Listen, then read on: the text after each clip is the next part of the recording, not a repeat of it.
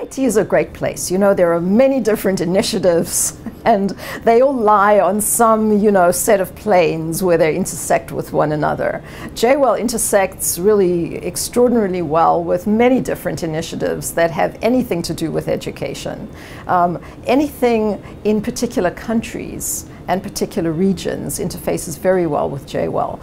For example, the MIT Africa initiative, now called MIT Africa, let me try that again. For example, MIT Africa interfaces really well with J-WEL. We have many people who are approaching us at MIT and who we're reaching out to from MIT Africa who are interested in education and in collaborating with us at MIT on their education systems or potentially building new universities. And that's a great way to bring together two units in one new way that may not have happened with either unit alone. So I think there's tremendous potential for J-WEL to intersect and to spread across the other MIT initiatives and the various departments, the various units.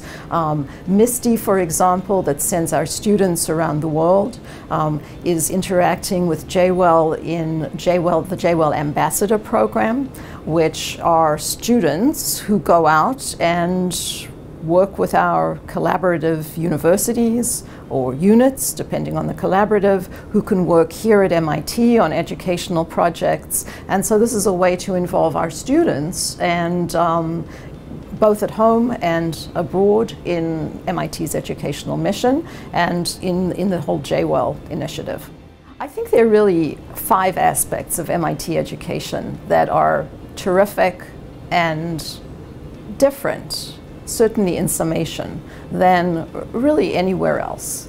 The first is that we solve problems and we educate our students as problem solvers. I always feel I walk around the world carrying a little banner that says we solve problems. It's really the currency that makes our students walk out of here and be so employable, not just in the field of their major, but in many different fields, because they understand how to look at a problem, how to start tackling a problem, how to start solving a problem. And you know, that currency of being problem solvers is useful across every single sphere. So I think that that is the most valuable kind of educational metric that we give.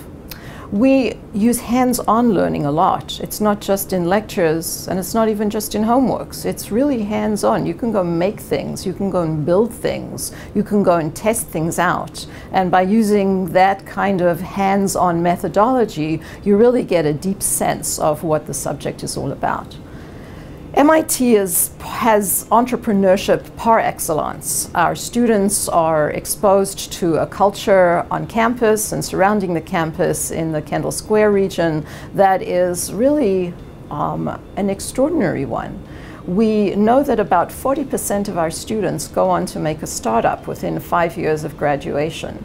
And you know, our innovation people love to talk about the net worth of companies that were started by MIT. You know, coming up, the latest I heard was $1.9 trillion net worth, making, you know, the summation the world's 10th largest economy. It's a great track record of entrepreneurship by our students, and that's something that we do very well in our educational system. We are really at the forefront now of digital tools. The blended learning, the types of use of MITx, which was really one of the groundbreaking digital units and digital platforms, now of course together on edX.